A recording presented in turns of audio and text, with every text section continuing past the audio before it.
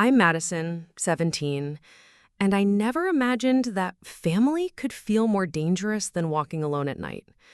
Have you ever lived in a house where you held your breath every time someone walked through the door? Drop it in the comments. This story is for you. It was Saturday afternoon in Willowbrook Heights, our neighborhood barbecue in full swing. My stepmom, Rebecca, stood at the center, still wearing her pediatric nurse scrubs, radiant with that special glow she reserved for public appearances. "Rebecca, you're an absolute saint," Mrs. Patterson gushed. "Working with sick children all week and still hosting this beautiful gathering?" Before we jump back in, tell us where you're tuning in from. And if this story touches you, make sure you're subscribed because tomorrow I've saved something extra special for you. Rebecca's laugh tinkled like wind chimes. The children give me so much energy. Every day, I think about how blessed I am to help families through their darkest moments. She ruffled Emma's blonde curls affectionately. And this little artist keeps me inspired at home. I watched from the deck railing, close enough to hear but far enough to stay invisible. Emma beamed up at Rebecca, holding a watercolor rainbow they'd painted together. The neighbors cooed appropriately. My father, Tom, emerged from the kitchen, his face lit with pride. "Isn't she incredible?" Dad wrapped his arm around Rebecca's waist. "Madison's lucky to have such a wonderful role model."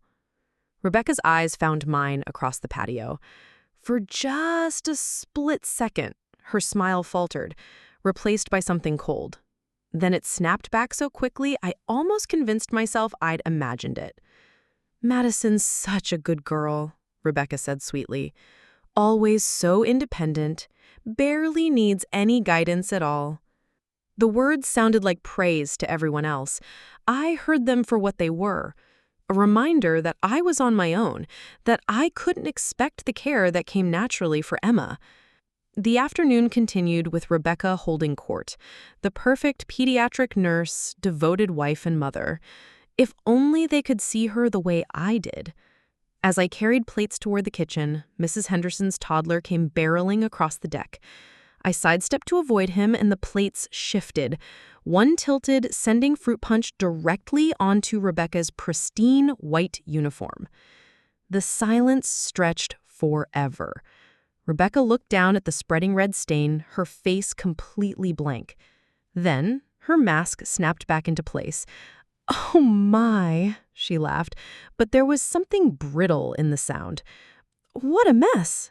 Madison, sweetheart, accidents happen." But her eyes promised consequences. Everyone rushed to help, offering stain removal tips. Through it all, Rebecca maintained her gracious demeanor. But I caught the way her jaw tightened when she thought no one was looking, the way her hands clenched into fists before she relaxed them. I knew that look. I'd been learning to read it for 3 years. Sunday morning, 6:15 a.m. My alarm hadn't gone off yet, but I was already awake, running through my mental checklist. Rebecca liked her coffee at exactly 7 p.m., black with 1 sugar cube. Emma would want pancakes if Rebecca was in a good mood. Dad would emerge at 8:30 expecting breakfast handled. I chose clothes carefully. Nothing too bright that might draw attention, nothing too dark that might suggest I was moody. A simple blue sweater, safe, unremarkable, invisible. Downstairs, Rebecca was already moving efficiently through the kitchen. She looked up when I appeared, her expression neutral but assessing. "Good morning, sweetheart. You're up early." "Couldn't sleep. Want me to start the coffee?" "That would be lovely." I went through the motions I'd perfected. Rebecca watched, without seeming to, folding towels with mechanical precision. She watched me without seeming to, folding towels with mechanical precision. "I was thinking," she said as the coffee brewed, "that you might want to consider cutting back on your hours at the bookstore." I froze. "Why?" "Well, your grades have been slipping. Not dramatically, but I noticed your last chemistry test was a B-. You've seemed so tired lately." Her voice dripped concern. "I worry you're taking on too much." My grades weren't slipping. I had a 3.8 GPA. But Rebecca had this way of taking small, normal fluctuations and turning them into evidence of bigger problems. I like working there. I'm saving for college. Rebecca's smile tightened. Of course, and that's admirable. I just think family comes first, after all. The coffee maker beeped. I poured her cup, adding the single sugar cube. She accepted it with a grateful smile that didn't reach her eyes. We'll talk about it later, which meant the decision was already made. Emma wandered in, climbing onto Rebecca's lap. Morning, Mama. Morning, Maddie. What do you want for breakfast, baby girl? Pancakes with chocolate chips? That sounds perfect. Madison, would you mind getting started while I help Emma get dressed? It wasn't really a request. I knew how to make Rebecca's pancakes. The exact consistency, proper temperature, the way she likes them stacked. I'd learned through trial and error, each mistake cataloged for future reference. Dad appeared as I flipped the first batch, kissing my head. Thanks for getting breakfast started, kiddo. The simple affection made my chest tight. I wanted to tell him about Rebecca's suggestion about cutting work hours, but I knew how it would sound. Dramatic, ungrateful. At breakfast, Rebecca cut Emma's pancakes into perfect pieces while Dad planned our day. What's everyone thinking? Maybe the lake? That sounds wonderful, Rebecca said. Madison, you're welcome to invite Zoe if you'd like. The offer sounded generous, but I caught the emphasis, the implication that I might prefer staying home, being antisocial. Actually, I was planning to practice violin. I have that audition piece. Rebecca's expression shifted. Oh, this summer program application. We should probably talk about that soon. My stomach dropped. Talk about what? Well, sweetie, Dad said gently. Rebecca and I discussed it last night. We have concerns about the timing. 6 weeks away, and we were hoping to plan a family vacation. Plus, it's quite expensive, Rebecca added. Even with partial scholarship, there are costs. We want to make sure it's worth the investment. The ground shifted beneath my feet. I have money saved from the bookstore. It's only 6 weeks. It's not just about money, Rebecca interrupted. We're concerned about you spending so much time away from family. You're already so independent, so focused on your own pursuits. We worry you're missing important bonding time. My independence framed as a problem. My ambitions presented as selfishness. We just want what's best, Dad said. Maybe local programs instead. I stared at my untouched pancakes, feeling my world contracting. This wasn't about practical concerns. This was about control. Can I think about it? Of course, Rebecca said warmly. Take all the time you need. But I already knew the decision had been made. Just like the bookstore hours, just like everything else in my carefully managed life. Tuesday evening, I was setting the table when Rebecca got to the mail first. She always did lately. Another way she'd inserted herself into our information flow. Through the kitchen window, I watched her flip through envelopes, her expression changing when she reached cream-colored paper with the Berkshire Summer Music Intensive logo. My heart stopped. Rebecca held the envelope for a long moment, then slipped it into the middle of the stack and came inside. Mail's here, mostly bills and advertisements. She didn't mention my letter. 20 minutes later, after Dad came home and we'd started dinner, Rebecca retrieved the mail from the counter.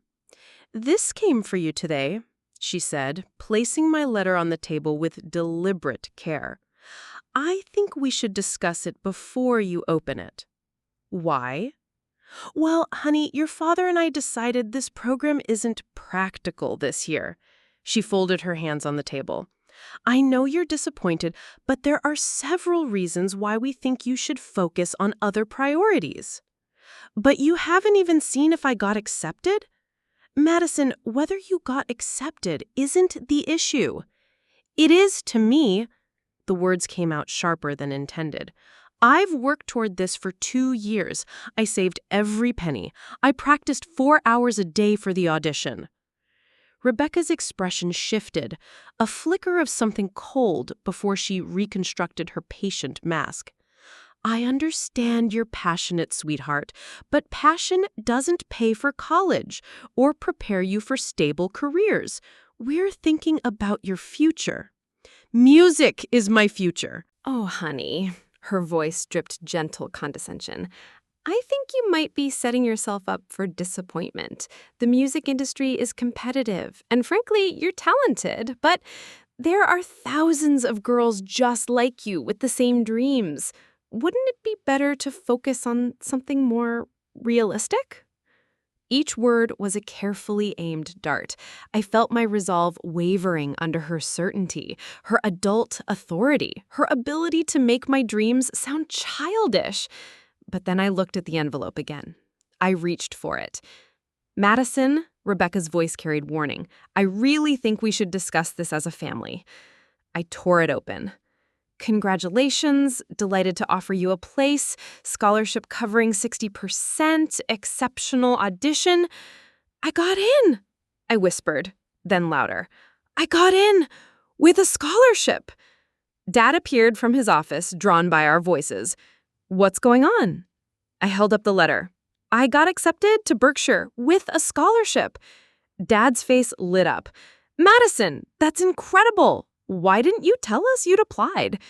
Rebecca smoothly inserted herself. We were discussing practical concerns, the cost, time away from family, impact on her other responsibilities. What other responsibilities? She's already overcommitted. Adding 6 weeks seems like burnout waiting to happen. And even with scholarship, there are travel costs, housing. I can cover those. I've been saving for 2 years. Rebecca's smile was patient but strained. That money would be better spent on practical things, college applications, SAT prep, maybe a car so you don't depend on us for transportation. The implication clear. I was a burden. Dad looked between us, sensing undercurrents but not understanding them. When did you apply? February 15th deadline. And you didn't mention it because... I glanced at Rebecca, who watched me with predatory focus. I didn't want to get hopes up in case I didn't get in. Well, you did get in, Dad said warmly. This could really open doors. Rebecca's jaw tightened. Tom, I think we need to consider the bigger picture. Madison's been struggling with time management. Her room's messy, she's tired all the time, and frankly, I'm concerned about her social development. She spends so much time alone that she's missing normal teenage experiences. I watched my reality being rewritten. My room wasn't messy. I kept it spotless because disorder became evidence of unreliability. I was tired from constant hypervigilance. I spent time alone because family interactions had become minefields. I don't think that's fair, I said. Sometimes passion becomes obsession, Rebecca said gently. I worry you're using music to avoid challenging aspects of growing up. Dad frowned, considering her words. Why wouldn't he believe her? She was thoughtful, experienced, genuinely invested in our family. What do you think, Madison? Do you feel like you might be avoiding other things? The question felt like a trap. Say no, defensive and lacking self-awareness. Say yes, confirming Rebecca's assessment of my problems. I think music is what I'm good at, what I love. This program could help me figure out if I'm good enough to make it my career. But what if you're not? Rebecca asked. What if you discover you're not as talented as you thought? Wouldn't that be devastating? Poison disguised as protection. Emma wandered in. What's everyone talking about? Madison got accepted to a special music program, Dad explained. Emma's face lit up. That's so cool! You're going to be famous! Her innocent enthusiasm felt like a lifeline. 6 weeks is a long time, Rebecca said carefully. Emma would miss you terribly. Another strategic move. Now I wasn't just impractical, I was potentially harmful to my 8-year-old sister. 6 weeks, during summer when families should be together. We were hoping to plan vacation. Maybe visit grandmother or take Emma to Disney World like we promised. My dreams versus everyone's happiness. That's how Rebecca framed every decision. These are valid concerns, Dad said slowly, but Madison worked really hard, and 60% scholarship is significant. Hope flickered. Of course, Rebecca agreed. I just wonder if this is the right time. Maybe defer for a year. Use this time to prepare. Make sure she's emotionally ready. Defer for a year, by which time there would be new concerns, new reasons why it wasn't the right time. You can't defer programs like this, I said. They have waiting lists. Well then, Rebecca said with a sad smile, I guess you have a choice to make. The kitchen fell quiet. Emma sensed tension. Dad studied the letter. Rebecca watched me with patient certainty. I want to go, I said quietly. Preparing and narrating the story took us a lot of time, so if you are enjoying it, subscribe to our channel. It means a lot to us. Now, back to the story. Sometimes what we want and what's best are different things, Rebecca replied. How would you know what's best for me? The words slipped out before I could stop them. Deafening silence. Dad's eyebrows rose. Emma's eyes went wide. Rebecca's expression shifted to something harder. Madison, Dad said sternly, that was completely inappropriate. Rebecca has been nothing but supportive. Has she? I interrupted, my voice gaining volume. She spent 10 minutes explaining why my dreams are impractical, why I'm not talented enough, why I'm too unstable. How is that supportive? I'm trying to protect you from disappointment, Rebecca said, her voice calm but eyes cold. Or maybe you don't want me to succeed. Maybe you're threatened by anything that takes me away from your control. The words hung like an accusation. Madison Joyce Morrison. Dad's voice was ice, using my full name. You will apologize to Rebecca right now. What you said is hurtful and unfair. But I couldn't apologize, not when I had finally found courage to speak truth that had been building for 3 years. I won't apologize for wanting something for myself, and I won't apologize for recognizing when someone is trying to take it away. Rebecca's mask slipped completely, revealing cold calculation before forcing concern back. I think Madison needs time to think about what she's saying. What kind of daughter speaks to her stepmother this way? The kind whose stepmother has been undermining her for 3 years. That's enough. Dad's voice cut like a blade. Madison, go to your room. We'll discuss this when you've calmed down. I looked at the acceptance letter, then at my family. Emma looked scared. Dad looked disappointed. Rebecca looked victorious beneath hurt concern. Fine, but I'm keeping this. I held up the letter, and I'm going to that program, with or without your permission. I walked out, heart pounding with adrenaline and terror. Behind me, Rebecca's voice, soft and concerned. Tom, I'm worried about her. This level of defiance, this paranoia, maybe we should consider counseling. In my room, I read the letter again. Congratulations, scholarship, exceptional. Someone believed in my talent. Someone thought I was worth investing in. My phone buzzed with a text from Zoe. How was dinner? I got into Berkshire with a scholarship. OMG, Madison, that's amazing. When do you leave? Her uncomplicated joy felt like a gift. No concerns about practicality or family obligations, just pure support. Family's not thrilled. It's complicated. What do you mean not thrilled? It's Berkshire with a scholarship. I put my phone aside and stared at the ceiling. Downstairs, Rebecca's voice explained my behavior to Dad. By morning, my outburst would be reframed as evidence of problems. My accusations would become symptoms. But I had the letter. Whatever happened next, I had proof that someone believed in me. Tomorrow, I would figure out how to fight for my future while living under Rebecca's watchful gaze. 3 days passed after the acceptance letter incident. 3 days of Rebecca's silent treatment masked as concerned distance. She spoke to me only when necessary, her voice carefully neutral, always with witnesses present. The psychological pressure was suffocating. Thursday afternoon, Dad was at work, and Emma was at her friend Lucy's house for a playdate. I was in the kitchen making a sandwich when Rebecca appeared in the doorway, her expression unreadable. "Madison, sweetheart, could we talk? I think we need to clear the air about the other night." Her voice was gentle, reasonable, the concerned stepmother wanting to mend fences.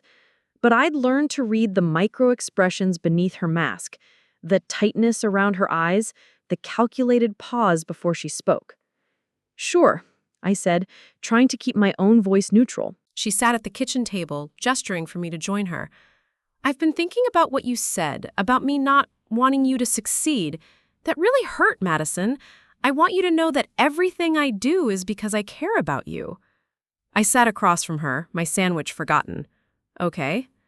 I know you think I'm trying to control you, but that's not it at all. I'm trying to protect you from making decisions you might regret." She leaned forward, her voice dropping to an intimate whisper. "The music industry is brutal, sweetheart. I've seen so many talented young people get their hearts broken pursuing unrealistic dreams." "How would you know about the music industry?" I asked. Something flickered in her eyes. "I had dreams once, too. I wanted to be a dancer, spent years training, auditioning, believing I was special." Her laugh was bitter.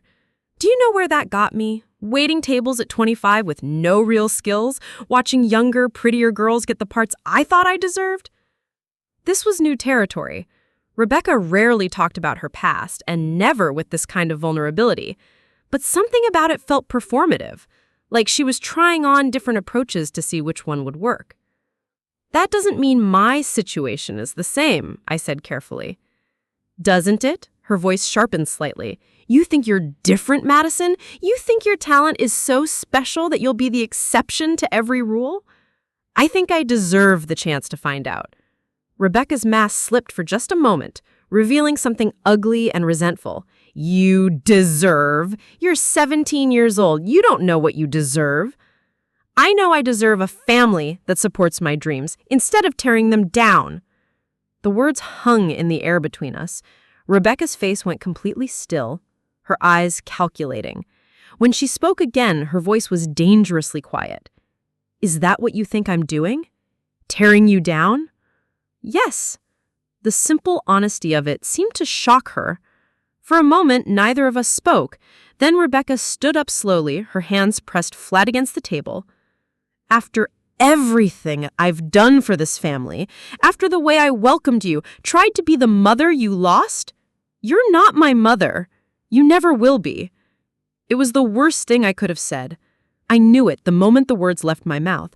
Rebecca's face went white, then flushed red with fury. "You ungrateful little bitch. Do you have any idea what your father was like when I met him? Broken, drinking too much, completely unable to take care of himself, let alone a grieving teenager. I saved this family." "I saved yourself," I shot back. "You found a grieving widower with a house and a stable income and—" Rebecca moved faster than I expected. Her hand shot across the table and grabbed my wrist with crushing force. "Don't you dare," she whispered, her face inches from mine. "Don't you dare question my motives. I have given everything to this family, and I will not be disrespected by some spoiled little girl who thinks she's entitled to whatever she wants." Her grip tightened on my wrist, her fingers digging into the bone with shocking strength. The pain was immediate and intense, radiating up my arm. "Rebecca, you're hurting me," I gasped. "Good," she said, her voice cold and controlled. "Maybe pain is the only thing that will get through to you. Maybe you need to understand that actions have consequences." I tried to pull away, but her grip only tightened. I could feel something shifting wrong in my wrist, a grinding sensation that made my stomach lurch. "Please let go." "You want to go to that music program? You want to leave this family, abandon Emma, throw away everything we've built here? Fine. But you'll do it knowing exactly what you're choosing. You'll do it knowing that you destroyed our family with your selfishness." The pain in my wrist was becoming unbearable. I could feel tears streaming down my face as I tried desperately to free myself from her grip. I'm sorry, please, I'm sorry. No, you're not, Rebecca said, her eyes wild with fury. But you will be. She yanked my arm hard, twisting my wrist at an impossible angle. I heard the crack before I felt it, a sharp, sickening sound that seemed to echo in the sudden silence. Then the pain hit like a white-hot wave, so intense I couldn't even scream. Rebecca released my wrist immediately, her face going pale as she realized what she'd done. I cradled my arm against my chest, gasping and shaking as the shock began to set in. Oh, God. Rebecca, oh, God, what did I do? But even as she spoke, I could see her mind working, calculating, planning. The mask was already sliding back into place. We need to get you to the hospital, she said, suddenly calm and efficient. You fell down the stairs. You were rushing to answer your phone, and you tripped. Do you understand me, Madison? I stared at her through my tears, my broken wrist throbbing with every heartbeat. Do you understand? She repeated, more forcefully. I nodded because I was scared and in pain, and I didn't know what else to do. Good girl, Rebecca said, already reaching for her car keys. Everything's going to be fine. It was just an accident. The drive to Mercy General Hospital passed in a blur of pain and Rebecca's carefully constructed narrative. She called Dad on the way, her voice perfectly calibrated to convey maternal concern without panic. Tom, there's been an accident. Madison fell down the stairs and I think she might have broken her wrist. I'm taking her to Mercy General now. No, she's conscious and alert, just in pain. Yes, I think you should meet us there. I listened to her lies with a kind of detached fascination, cradling my injured wrist against my chest. She was good at this. The concerned stepmother handling a crisis with professional competence. By the time she hung up, she'd already established the story. I was rushing downstairs to answer my phone when I slipped and fell. Remember, she said quietly as we pulled into the hospital parking lot, you were coming down to get your phone. You missed the step and fell forward, catching yourself with your hands. That's how you hurt your wrist. I nodded, too exhausted and afraid to argue. Mercy General was Rebecca's workplace, and her colleagues greeted her with warm familiarity as we entered the emergency department. Suddenly, I understood another layer of her strategy. She wasn't just controlling the narrative, she was controlling the environment. Rebecca, what brings you in on your day off? Dr. Martinez, a pediatrician I recognized from previous family visits, hurried over with obvious concern. Family emergency, Rebecca said with a rueful smile. Madison took a tumble down our stairs. I think she may have fractured her wrist. Dr. Martinez immediately shifted into professional mode, examining my swollen, discolored wrist with gentle efficiency. Can you tell me what happened, Madison? I glanced at Rebecca, who was watching me with sharp attention despite her concerned demeanor. I was rushing downstairs to get my phone, and I slipped. I tried to catch myself, and I gestured weakly at my injured arm. Classic mechanism of injury for this type of fracture, Dr. Martinez said, making notes on his tablet. We'll need x-rays to see exactly what we're dealing with. Rebecca, you know the drill. I'll have Nancy get the paperwork started. As Dr. Martinez walked away, Rebecca leaned close to me. You are doing great, sweetheart. Just stay calm and stick to the story. Dad arrived 20 minutes later, his face pale with worry. How is she? What happened? Rebecca immediately launched into her account, painting a picture of teenage clumsiness and parental concern.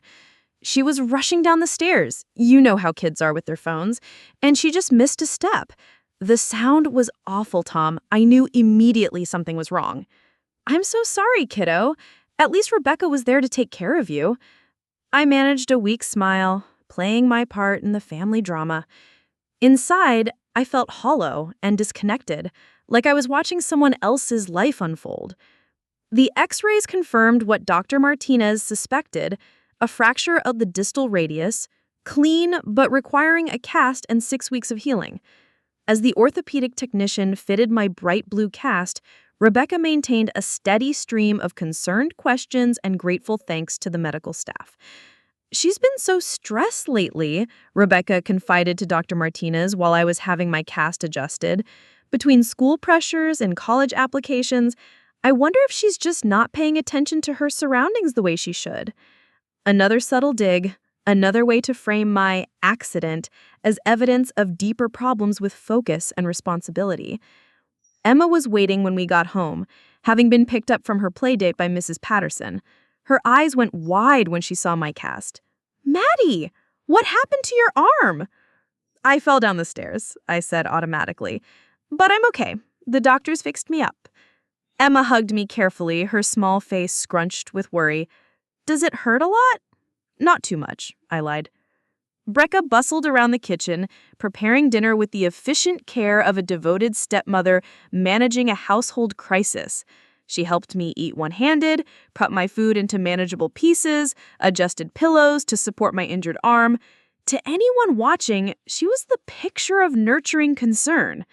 But when no one else was looking, I caught glimpses of something else in her expression.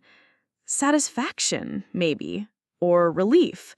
The music program application deadline was tomorrow, and with a broken wrist, violin practice was impossible for the next 6 weeks.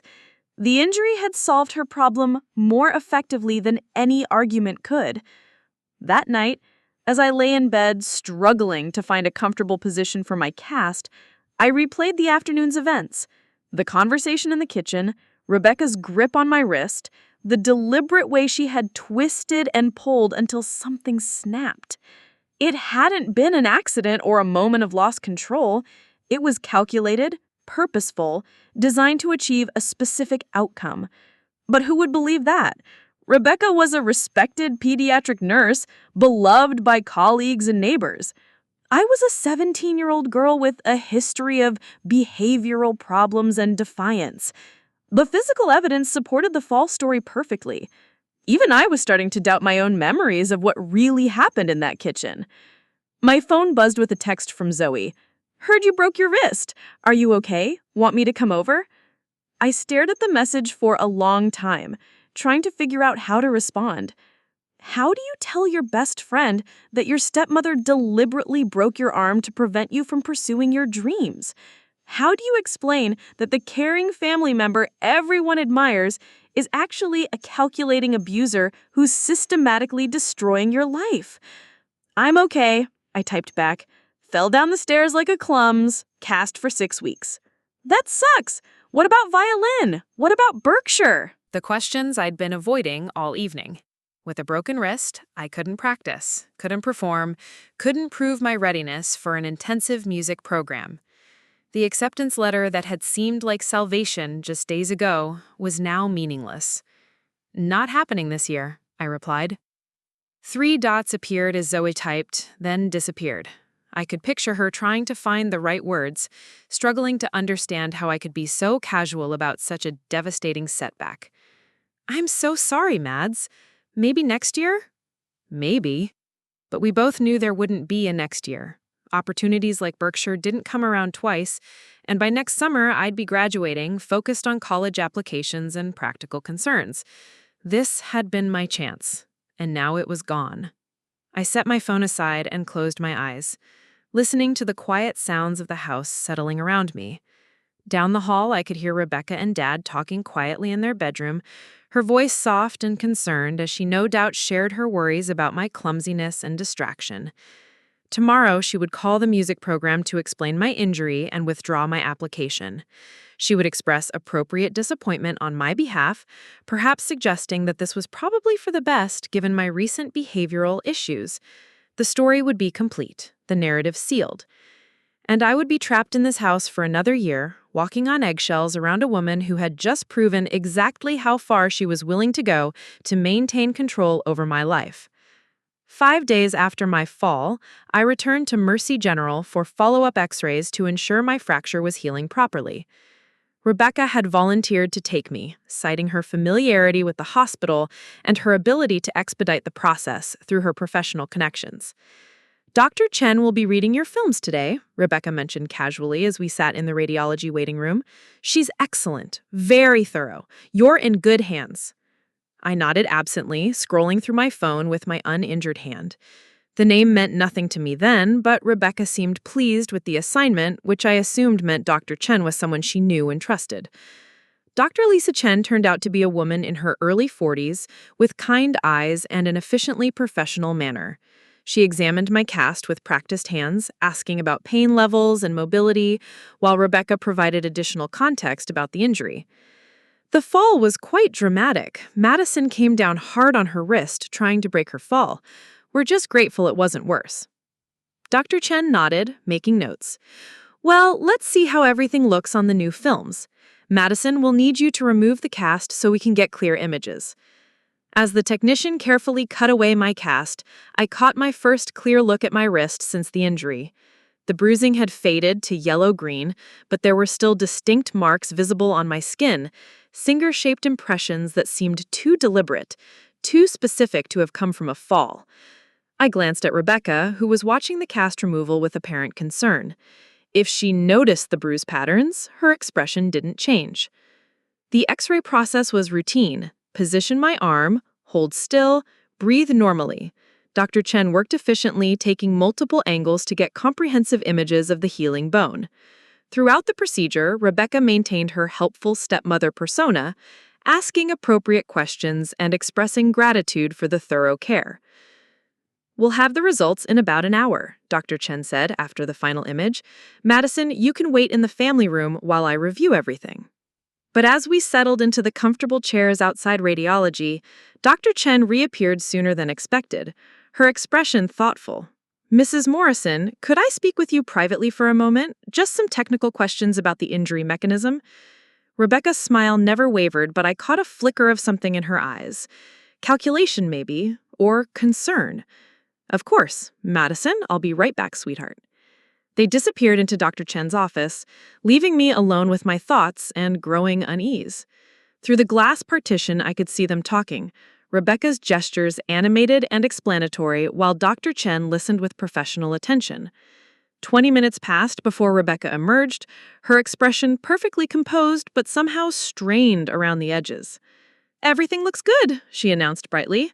Dr. Chen just wanted to clarify a few details about the fall for her report. She's very thorough. But something felt off. Rebecca's usual confidence seemed forced, and she kept glancing back toward Dr. Chen's office as we collected my things and headed for the elevator. Is there a problem with my x-rays? I asked as we reached the car. Not at all, sweetheart. Dr. Chen just noticed some unusual patterns in the bone fracture and wanted to make sure she understood exactly how the injury occurred. It's standard procedure for complex cases. The explanation sounded reasonable, but Rebecca's tension was palpable. She drove home in unusual silence, her hands gripping the steering wheel more tightly than necessary. I didn't learn what really happened in that office until later, when Dr. Chen called our house directly. Dad answered the phone while Rebecca was helping Emma with homework in the living room. I was in the kitchen, struggling to make a sandwich one-handed, when I heard his voice change from casual to concerned. Yes, this is Tom Morrison. What kind of inconsistencies? I see. Yes, we can definitely arrange that. Tomorrow afternoon works fine. He hung up and called for Rebecca, his expression troubled. Honey, could you come here for a minute? That was Dr. Chen from radiology. Rebecca appeared in the doorway, her face a mask of polite curiosity. Is everything all right? Madison's x-rays looked fine when we left. She wants to meet with us tomorrow. She says there are some inconsistencies between Madison's injury pattern and the mechanism we described. Dad's voice was careful, confused. She mentioned something about grip marks? The silence that followed was deafening. I watched Rebecca's face, saw the moment when her composure cracked just slightly before she rebuilt it. Grip marks? Rebecca laughed, but the sound was hollow. That's impossible. Madison fell down the stairs. What kind of grip marks could there be from a fall? That's what she wants to discuss, Dad said. She's asked to meet with Madison privately first, then with all of us together. She mentioned something about mandatory reporting requirements. The color drained from Rebecca's face. Mandatory reporting? Tom, what is she implying? I don't know, Dad said slowly, but we're going to find out. I stood frozen by the kitchen counter, my sandwich forgotten, as the implications of the conversation sank in. Someone had seen what I couldn't see, noticed what I'd been afraid to acknowledge. The bone scan had revealed the truth that Rebecca's carefully constructed story was designed to hide. For the first time since the injury, I felt something other than despair and resignation. I felt the smallest flicker of hope. Dr. Chen had seen the grip marks. She had questioned the story. She was asking the right questions. Maybe, finally, someone was going to believe me. The next afternoon, Dr. Chen's office felt like a courtroom. I sat in the chair across from her desk, my cast resting on my lap, while she studied my file with a focused attention of someone who'd seen this pattern before. Madison, I want you to know that everything we discuss here is confidential unless you're in immediate danger, Dr. Chen said, her voice gentle but professional. I need to ask you some questions about your injury, and I want you to feel safe telling me the truth. My heart hammered against my ribs. This was the moment I'd both hoping for and dreading. Someone finally asking the right questions, but asking them in a way that demanded honest answers. She said I fell. Madison. Dr. Chen's voice was firm, but kind. I've been reading bone scans for 15 years. Someone grabbed your wrist and twisted it until it broke. I can see the grip marks in the bone structure itself. The tears came then, sudden and overwhelming. She was angry about the music program. I got accepted to Berkshire, and she didn't want me to go. We were fighting, and she grabbed my wrist and... Who is she, Madison? Rebecca, my stepmother. Dr. Chen made careful notes while I told her everything. The years of psychological manipulation, the constant undermining, the way Rebecca had systematically isolated me while maintaining her perfect public image. With each detail, Dr. Chen's expression grew more concerned. I'm required by law to report suspected child abuse, she explained. Detective Angela Brooks from Child Protective Services will want to speak with you and your family. Are you prepared for that? I nodded, though my hands were shaking. Will you tell my dad what you found? I'll explain the medical evidence to your family, yes. Madison, I want you to understand this isn't your fault. What happened to you is abuse, and it's not okay. An hour later, Detective Brooks arrived at our house. She was a woman in her late 30s with tired eyes and a manner that suggested she'd seen too much but still cared deeply about protecting children. Dad answered the door, his face pale and confused. Detective Brooks, I'm Tom Morrison. I think there's been a misunderstanding. No misunderstanding, Mr. Morrison.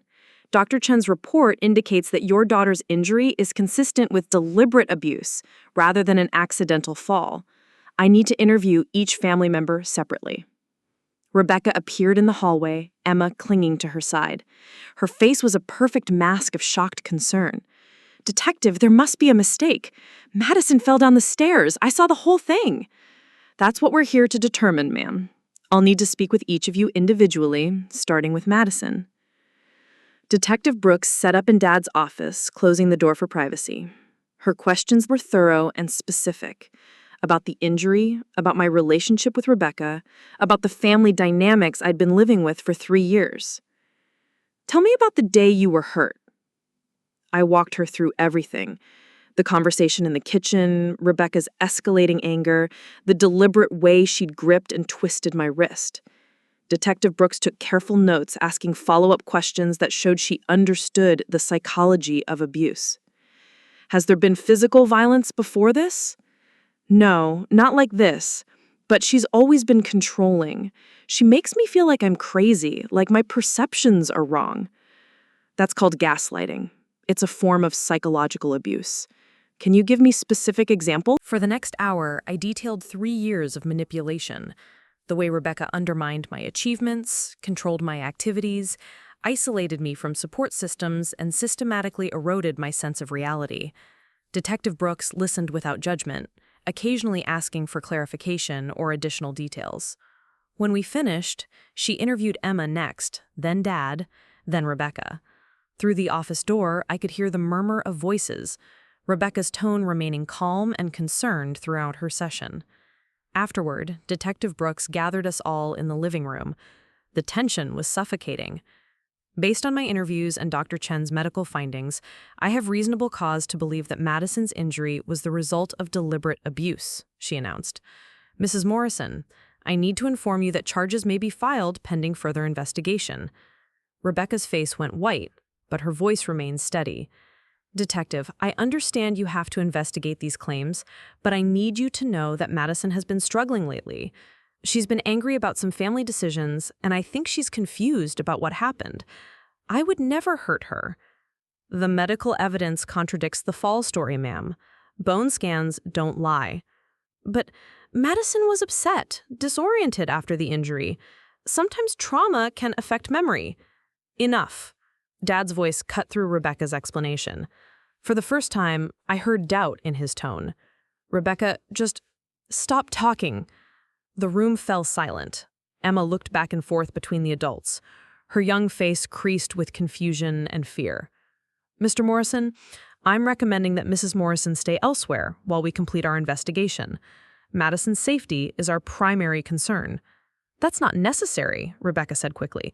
I'll voluntarily limit my contact with Madison until this misunderstanding is resolved, but Emma needs stability. She needs her mother. Detective Brooks studied Rebecca's face. Mrs. Morrison, if you're willing to stay with family or friends while we investigate, that would be acceptable, but any violation of that arrangement will result in immediate arrest. Rebecca nodded, her mask finally showing cracks around the edges. I'll stay with my sister. But, Detective, you'll find that this is all a terrible misunderstanding. Madison is a troubled girl who's confused about what happened.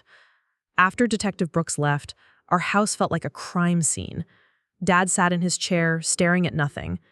Emma cried because she didn't understand why Mama had to leave. Rebecca packed a bag with efficient movements, her face expressionless. As she prepared to go, she stopped by my chair. I hope you're happy, she said quietly, her voice cold enough to freeze blood. I hope destroying this family was worth it. I didn't destroy anything. I just told the truth. Your truth. Your version of events. But truth is subjective, Madison. And when this investigation is over, when they realize you're just an angry teenager with a grudge, I'll be back, and things will be very different. The threat was clear, even couched in careful language. But for the first time in 3 years, I wasn't afraid of Rebecca's promises of consequences. We'll see, I said. That night, with Rebecca gone and Emma finally asleep, Dad sat on the edge of my bed. His face looked older than it had that morning, etched with guilt and confusion. Madison, I need you to know, if Rebecca hurt you, if I missed signs that you were being abused, I'm so sorry. Dad, she's been hurting me for 3 years, just not physically until now. He was quiet for a long time. I thought I was giving you a mother figure. I thought I was rebuilding our family. You were grieving. She took advantage of that. That's not an excuse for missing what was happening to you. It wasn't, but it was a starting point for rebuilding trust between us. For the first time since Mom died, I felt like Dad was really seeing me instead of seeing what Rebecca wanted him to see. The investigation was just beginning, but something fundamental had shifted. The truth was finally out in the open, and Rebecca's carefully constructed facade was starting to crumble. Over the next 2 weeks, Rebecca launched her counterattack with surgical precision. She might have been temporarily removed from our house, but her influence in the community remained strong. Within days, character witnesses began calling Detective Brooks, praising Rebecca's dedication to children and expressing shock at the allegations. She's beloved at the hospital, Dad reported after speaking with Detective Brooks. Her colleagues can't believe she'd hurt anyone, especially you. I wasn't surprised. Rebecca had spent 3 years building her reputation as the perfect stepmother and dedicated pediatric nurse. She understood that public perception would be crucial to her defense. Mrs. Walsh, my school counselor, called me into her office on a Thursday morning. Her usual warm demeanor seemed strained. Madison, I want you to know that you can talk to me about anything. Detective Brooks has been in touch about your situation at home. Okay. She mentioned that you've made some serious allegations against your stepmother. I have to ask, have you been feeling unusually stressed lately? Sometimes when we're overwhelmed, our perceptions can become distorted. There it was. Rebecca's influence extending even into my school, planting seeds of doubt about my mental stability and reliability as a witness. Ms. Walsh, did Rebecca talk to you? Mrs. Walsh did call to express concern about your emotional state. She mentioned that you've been having difficulty with reality testing. Reality testing? I felt the familiar sensation of gaslighting, of having my perceptions questioned by authority figures who should have been protecting me. Rebecca was playing her hand expertly, using her professional credentials and personal relationships to undermine my credibility. My wrist was broken, I said quietly. The bone scan shows grip marks. That's not misremembered or exaggerated. Miss Walsh looked uncomfortable. Of course, and that's being investigated. I just want to make sure you have support during this difficult time. But her tone suggested she wasn't entirely convinced by my version of events. Rebecca's campaign was working. That afternoon, Zoe found me at my locker, her face fierce with indignation. "I heard what happened," she said without preamble. "My mom told me about the investigation. Madison, I am so sorry. I didn't see what was going on." Her immediate belief and support nearly brought me to tears. "It's not your fault. She was really good at hiding it." "No, I should have seen the signs. The way you changed after she moved in, how you started walking on eggshells around her. I should have said something." "What could you have said? That you had a bad feeling about my stepmother? No one would have believed you either." Zoe's family became an unexpected source of strength during the investigation. Her mother, Carmen, had worked in healthcare long enough to recognize the signs of institutional manipulation. Women like Rebecca are dangerous precisely because they're so skilled at appearing perfect, Carmen explained over dinner at their house. They choose professions that give them credibility and access to vulnerable people. The abuse is always psychological first, designed to make victims doubt their own perceptions. "But people keep saying how wonderful she is," I said. "Her colleagues, our neighbors, everyone thinks I'm lying." "That's by design, Mija. Abusers don't abuse everyone. They're selective, targeting people who can't easily fight back or be believed. Rebecca needed you isolated and discredited so that if you ever spoke up, she could point to your behavioral problems as evidence that you're unstable." The conversation helped me understand the systemic nature of what Rebecca had done, but it also highlighted how difficult the battle ahead would be. She had 3 years of reputation building to draw upon, while I had 3 years of being painted as a difficult, troubled teenager. Detective Brooks called with updates as her investigation progressed.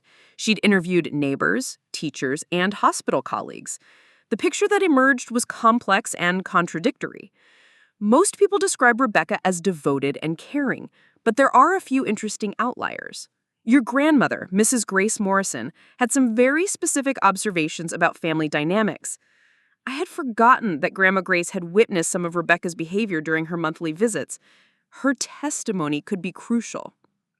She described patterns of favoritism, emotional manipulation, and what she called performance parenting, Rebecca acting one way in public and another way when she thought she wasn't being observed. Will that be enough to prove what happened? Combined with the medical evidence and your testimony, it builds a compelling case. But I have to warn you, Madison, Rebecca's attorney is already arguing that you're an unreliable witness due to your age and your admitted difficulties with family relationships. The legal maneuvering was exhausting, but I drew strength from unexpected sources. My violin teacher, Mr. Kowalski, called to express his support and offered to testify about my dedication and character. Mrs. Chen from the bookstore volunteered to speak about my work ethic and reliability. Slowly, I began to understand that Rebecca's influence, while significant, wasn't total. The turning point came when Detective Brooks interviewed Emma with a child psychologist present.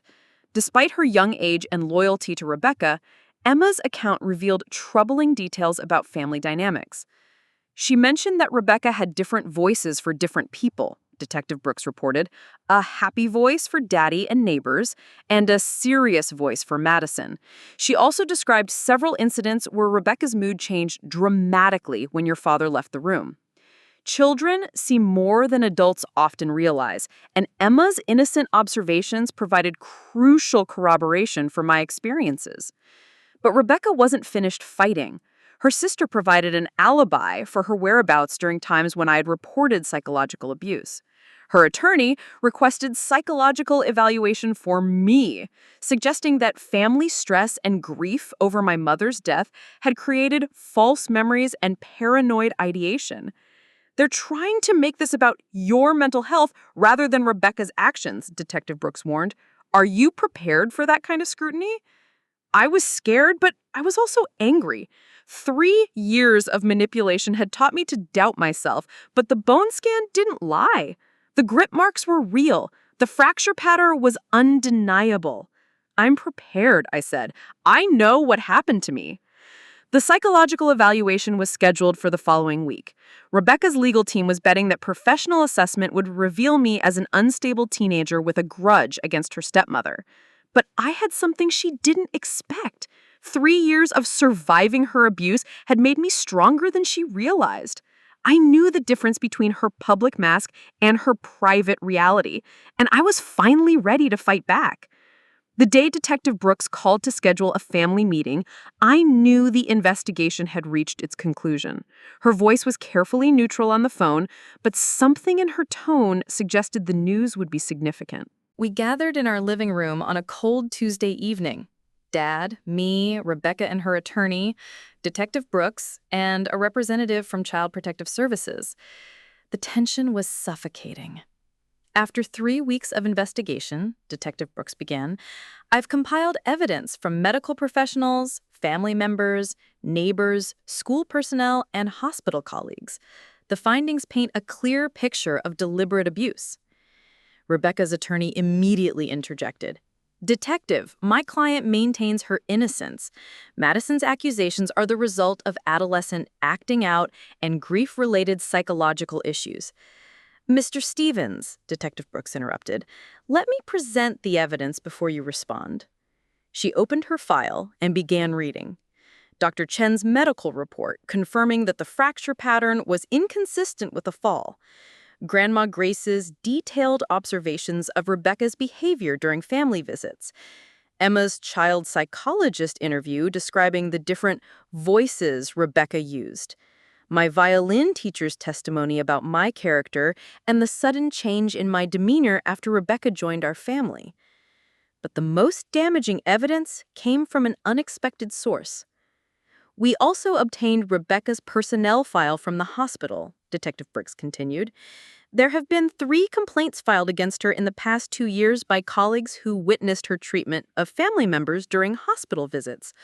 All 3 complaints describe behavior that was dismissed as stress or perfectionism, but which, in context, supports Madison's allegations of psychological manipulation. Rebecca's face went pale. These were complaints she'd obviously thought were buried, minor incidents that her supervisors had overlooked because of her professional reputation. Additionally, Detective Brooks said, we discovered that Rebecca was terminated from her previous position in Chicago for boundary issues with patients and their families. This information was not disclosed during her hiring process here. Dad's sharp intake of breath was audible. Rebecca had lied about her employment history, just as she'd lied about everything else. Finally, Detective Brooks concluded, we have physical evidence that contradicts every aspect of the story Rebecca provided about Madison's injury. The bone scan clearly shows grip marks. The fracture pattern is consistent with deliberate twisting force. There is no physical evidence supporting the claim that Madison fell down the stairs. The room fell silent.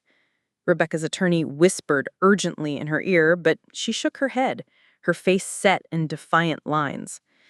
This is all circumstantial, Rebecca said, her voice steady despite everything crumbling around her. Madison is a troubled teenager who resents my relationship with her father. She's created an elaborate fantasy to explain her own behavioral problems. Mrs. Morrison, Detective Brooks said quietly, Madison didn't create the grip marks on her bone scan. Medical evidence doesn't lie. Medical evidence can be misinterpreted. Madison could have been grabbed by anyone, A classmate, a stranger, someone at school. The timing coincidence doesn't prove I hurt her. It was impressive, really, how thoroughly Rebecca committed to her denials even in the face of overwhelming evidence. But Dad had heard enough. "Stop," he said, his voice cutting through Rebecca's explanations. "Just stop lying." Rebecca turned to him with wounded eyes. "Tom, you know me. You know I would never." "I thought I knew you. But listening to this evidence, remembering things Madison tried to tell me that I dismissed, I realized I didn't know you at all." The moment of Dad's recognition felt like a dam breaking. For 3 years, Rebecca's manipulation had worked because Dad trusted her completely. Now that trust was shattered, and with it, her primary shield of protection. "Based on this evidence," Detective Brooks announced, "we're filing charges for child abuse and filing a false police report. Rebecca, you're under arrest." The arrest process was surreal. Rebecca maintained her dignified composure, even as Detective Brooks read her rights, but I could see the calculation behind her eyes. She was already planning her next move, figuring out how to minimize the damage and rebuild her reputation. Her attorney requested bail, citing her professional standing and community ties. The judge granted it with the condition that Rebecca have no contact with me or Emma pending trial. After they left, our house felt different, lighter somehow, as if a pressure that had been building for years had finally been released. Dad sat heavily in his chair, looking older but somehow more present than he had in months. "Madison, I owe you an apology that goes deeper than words," he said. "I failed to protect you from someone who was systematically hurting you. I ignored your attempts to tell me what was happening because I wanted so badly to believe we had the perfect family again. Dad, she was really good at manipulation." "No," he interrupted, "that's not an excuse. You were my daughter and you were being abused under my roof while I chose to believe her version of reality over yours.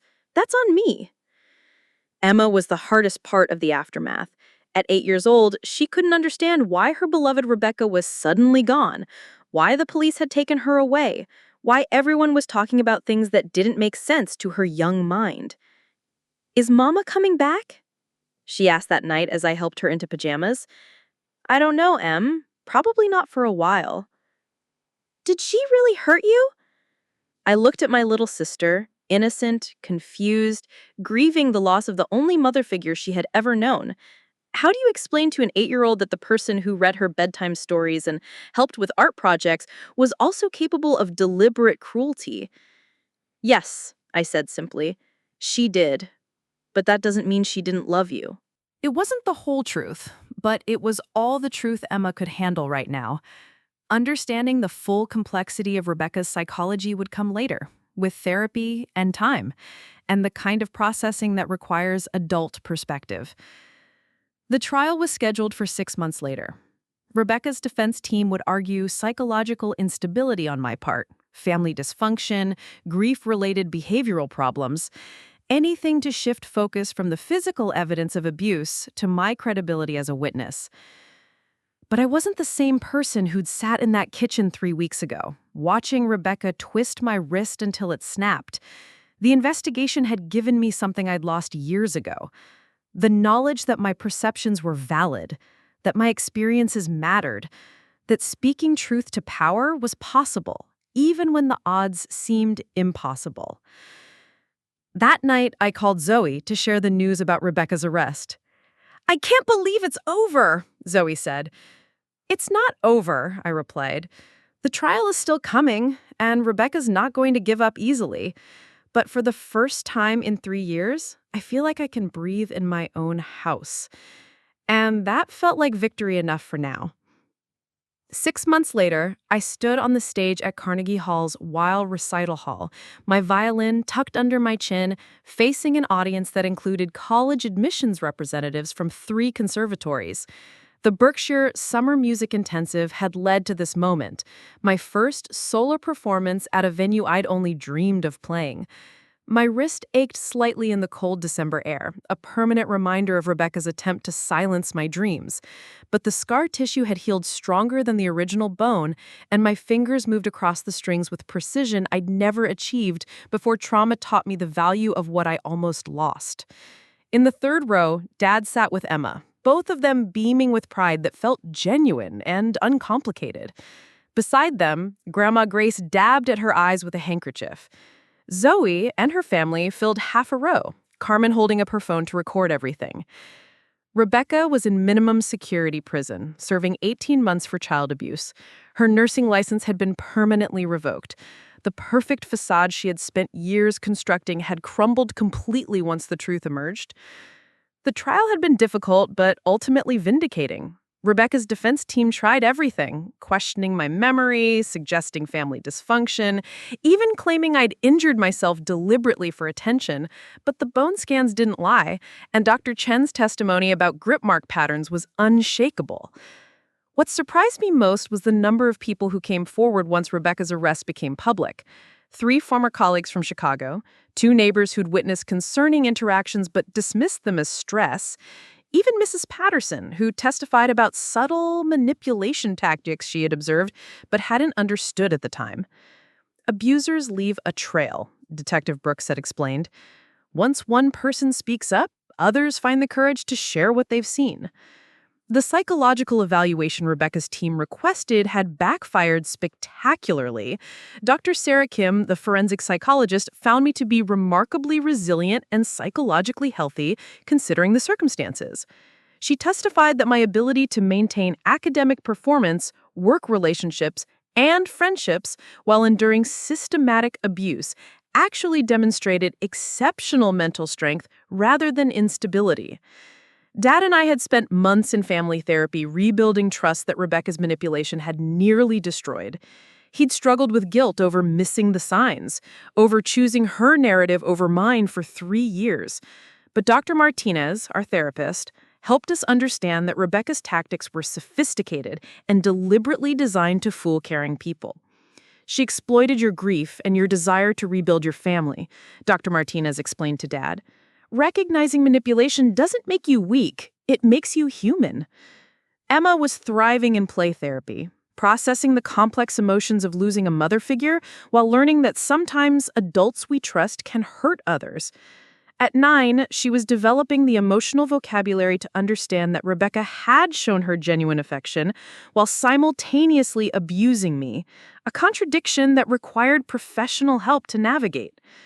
The Berkshire program had been everything I'd hoped for and more. 6 weeks of intensive music study with world-class teachers, surrounded by students who understood that music wasn't just a hobby, but a calling. I'd grown as a musician and as a person, finally Understanding what it felt like to pursue dreams without someone constantly undermining my confidence. 3 conservatories had offered me early admission with substantial scholarships. Juilliard, Curtis, New England Conservatory. Choices that seemed impossible a year ago were now my reality. As I began the opening notes of Bach's Partita No. 2, I thought about the acceptance letter that had started everything. How Rebecca had tried to use my dreams against me, turning my passion into evidence of instability. How she'd broken my wrist to prevent me from playing, not understanding that determination can be stronger than bone. The music flowed from my violin like a conversation between my past and future.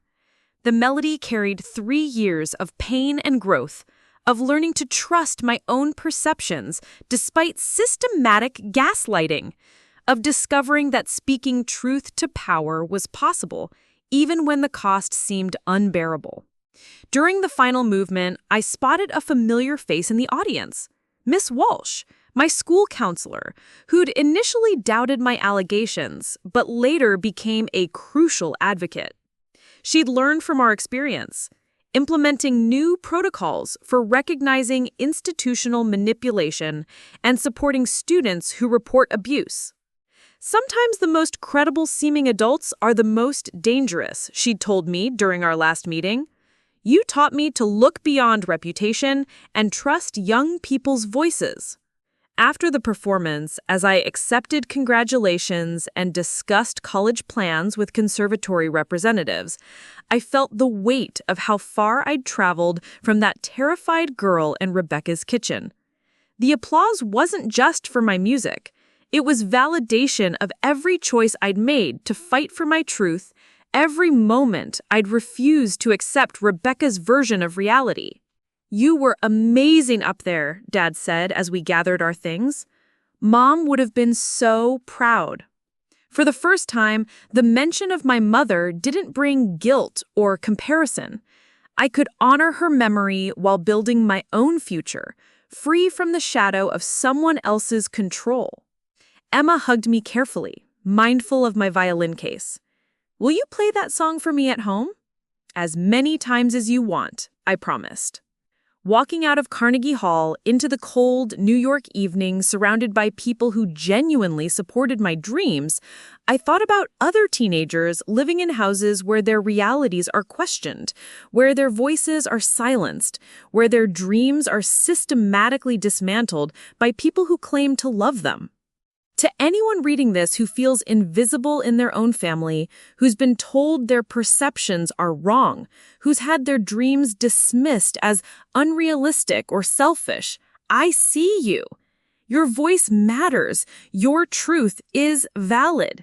Speaking up saved my life, and it can save yours too. The bone scan showed grip marks because Rebecca grabbed me. But it also showed something else. Evidence that truth has a way of surfacing, no matter how carefully someone tries to bury it. You are not invisible. You are not crazy. You are not alone. And sometimes, if you're brave enough to speak your truth, the whole world can hear your voice. Up next, you've got 2 more standout stories right on your screen. If this one hit the mark, you won't want to pass these up. Just click and check them out. And don't forget to subscribe and turn on the notification bell so you don't miss any upload from us.